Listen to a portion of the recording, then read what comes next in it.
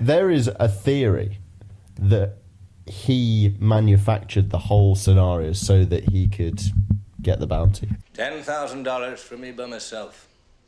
For that you get the head, the tail, the whole damn thing. It was bloody Quint.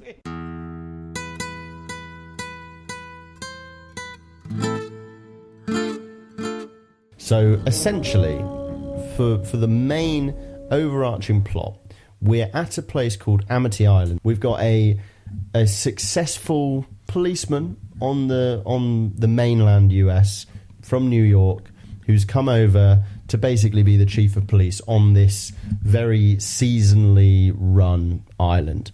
And most of the workers have some sort of stake in the summer being a successful one. And so at the start of the film, there is a shark attack.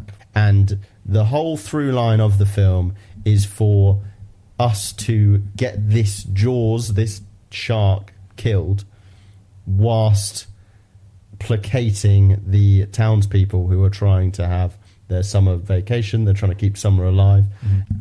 And this Quint character is essentially the old hardened sea captain who quite early on is presented to us as a potential solution to this shark problem. The entrance of him earlier on is at the first kind of major town meeting, which is after the second attack, yep. Right? Yep. So there's an initial attack. The hook, first scene. First and foremost, what an amazing opening to any sort of film. Apart from the actual attack itself, I find there were some problems with it. It was, look, the way she died was probably wouldn't be done that way now. Yeah. It was very much a case of like, oh, what? Am I getting... There was that, and then there was the whole way she moved about. Yeah. So they were telling this as some sort of cool factor. It's like, oh yeah, she was on a harness and it was yanking around and we didn't tell her, and that's how they did it. And I'm like, that's so obvious. Well, they didn't tell her when it would move or how it would move, so that her terror was real or something. I mean, it was so obvious the way it dragged her around. Like, she must have drowned. Look, I reported to you, didn't I? There's a number of shark attacks which somehow gets progressively swept under the rug, with more difficulty. And then, so following that, the town have this meeting where he's like, look, we're closing the beaches. Yeah, we need to close the beaches. We're closing the beaches. We're getting some people in. We've had 2 shark attacks. Come on. And what does the mayor say? 24 hours. We're going to share the beach, don't worry. Don't you worry. For a day. So essentially, we're seeing this pushback, and then in the middle of it... a solution presents itself. Cut like a knife is old Quint. Quint, the caricature. And it's definitely a classroom, isn't it? Because it's on a chalkboard. Yeah. And you just hear... Yeah.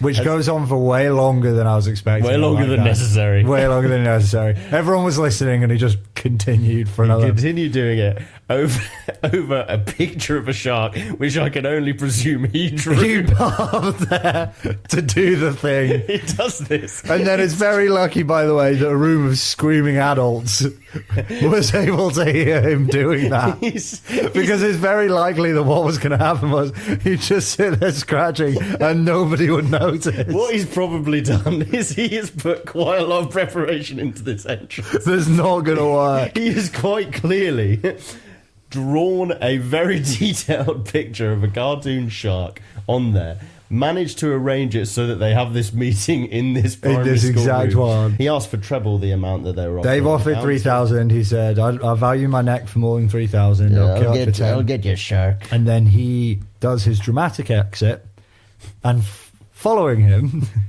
is his little mate that just remains unexplained. And doesn't make it onto the final trip. Doesn't make it onto the boat. Oh yeah, the problem number 5 with Quint, right? Yeah, I'm not going to have any other captains, any other people on my boat. Yeah. It's like the first thing that he needs to do on the boat requires like 3 people to do it. There is no way on God's green earth that he would have done anything like catching that shark on his own. He also kept sabotaging the mission. Yes, this is what I'm saying. Quint was a rubbish character. Like he just didn't make sense. He put a caricature in there with no depth, and then the only depth you add No, he was amazing. is him sabotaging the mission. When he broke the comms for no reason. just like starts smashing the radio apart, and then Chief Brody gets really angry for about 20 seconds, and then it just never gets mentioned again. There's a part where they're getting pretty badly attacked by a shark, and Brody's wife calls up, and he just goes on the phone and goes, "Well, we got ourselves a couple of stripers, and now we're going to be home for tea. Over and out." Your husband's all right, Mrs. Brody. He's fishing. He just got a couple of stripers. We'll bring him in for dinner. We won't be long. We haven't seen anything yet. Walk around. When the boat blows up at the end, right, they're going away from this shark. They've got perfectly fine pace as it is. The shark's not going to do anything. They're fine. Yeah. He puts it up to max revs. That's another thing he did. For no reason at all. I forgot about and then Hoover's like, "Don't do that. You're going to blow it up." And he goes, "Don't tell me how to run my ship." He goes, "You're going to blow it up." And then about 20 seconds later, it blows up. And he dies goes, for it. "Oh, And nobody goes, fine." "Hang on a minute, Quint. You did that." There's only going to be one captain round here. What is he doing?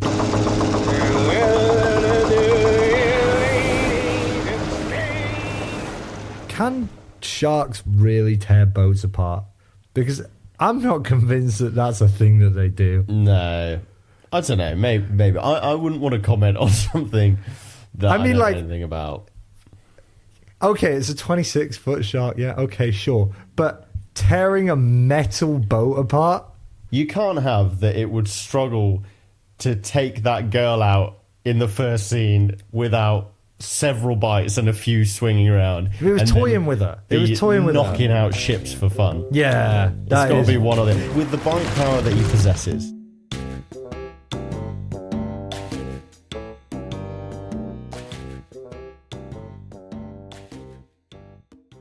Quint is a great character, even if you don't like the performance, right? No, but that was my point. Is I don't like Quint or the performance. Why did he blow up the boat? Man. Why did he destroy the radio? Why did he spend 5 minutes drawing a shark before he got everyone's attention? He was a fucking genius. He wasn't a genius. He was an idiot. There is a theory that he manufactured the whole scenario so that he could get the bounty. Is this one of those facts that I made up? Yeah. Yes. But it's making more and more sense the more I talk myself into it. We know for a fact that he drew that picture of the shark. We did know he drew that. So we also know that he had to know, because he couldn't have possibly drawn that shark picture in the time that they were in that museum. It was too detailed. So he had to do it before that. Yeah. He had to know where they were going to be. How would he know that it was going to be that room within that classroom? Because he would have had to organise the meeting knowing that there was going to be a shark attack, because he knows all about sharks. He set the shark in the water. He's been laying chemtrails this whole time. We know that there wasn't actually a shark in the first attack because the woman would have been bitten off immediately. Yeah. He was underwater. He was the one who was pulling her leg and then took a big nommy bite.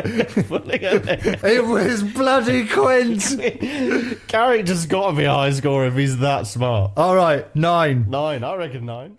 Well, most of the characters are good.